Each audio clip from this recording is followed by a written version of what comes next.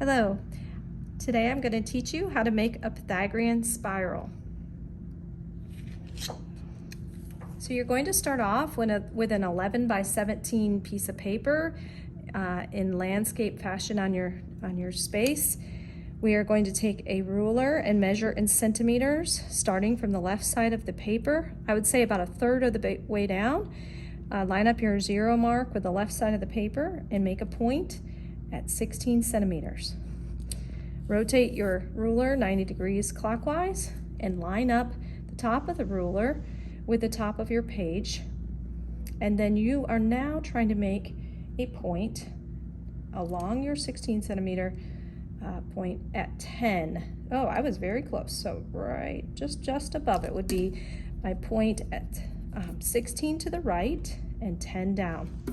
We're also going to make one more point. We're going to slide our ruler over a couple inches, and then we're going to make another point at 10 centimeters. This will help ensure that we have a straight line. So our next step is to go ahead and draw an 8 centimeter line. Sometimes I put my pencil in the point just to kind of make up for the fact that my lead is a little bit thick.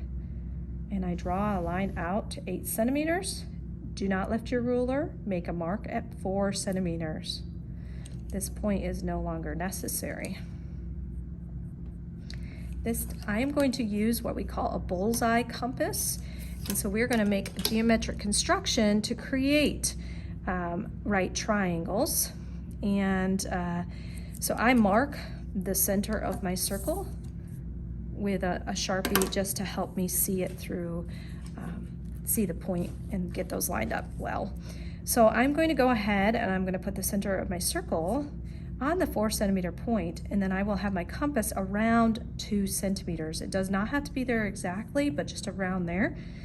So I line up my point there, hold down on the compass, do not let go until we've finished drawing our arcs. So we're going to draw an arc to the right, and we're going to draw an arc to the left. Do not lift your finger off the compass until you've drawn both arcs, because now your 4 centimeter point is a midpoint of these 2 arcs.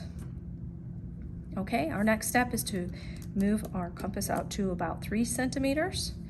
And now we're going to draw an arc out of the location where our arc crossed our 8 centimeter line. And we'll make a crisscross or X above this 4 centimeter point. So I'm going to go ahead and put the center of my circle in the point that crosses the 8 centimeter line, and I'm going to swing an arc to the left here.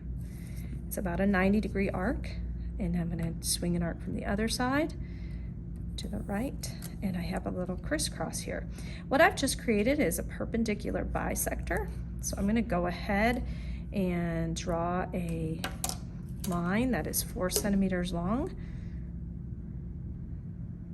that goes exactly through the center of my X.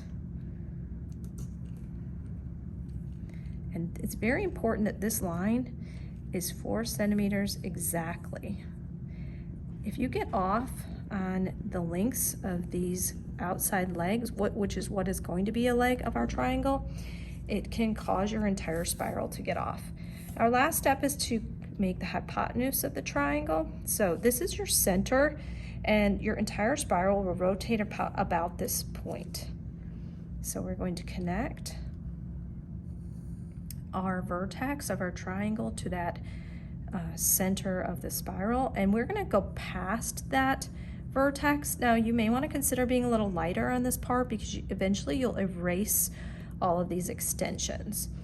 Okay, I'm now ready to repeat that process. So I will again shrink my compass back to 2. This is now my new point that I'm going to draw my arcs on either side of. So I go ahead and match that point, swing an arc right, swing an arc left, expand to 3. Where your arc crossed the line, you're going to put your compass in that point and swing an arc above your point, or your vertex of that triangle, I should say. And then you're going to swing another arc out of the right. And then this again is a 4 centimeter line that crosses through the middle of your X. Okay, you will connect it. It might seem as if you may go off the paper, but have faith, you will not, as long as your measurements are correct. Okay, you can double check your work as you go along by putting your ruler in the corner of the triangle, because that is a 90-degree angle, and so both sides should line up. And then you can also check that all these outside legs are 4 centimeters.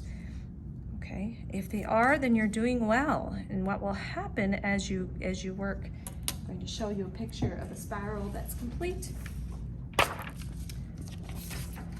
So this spiral is complete. Now, if it's perfect, it will be 16 triangles.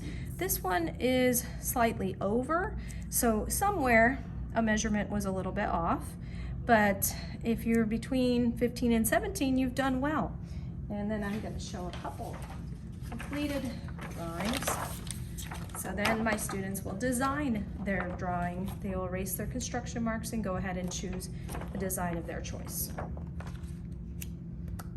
Thank you for watching my video on the Pythagorean spiral.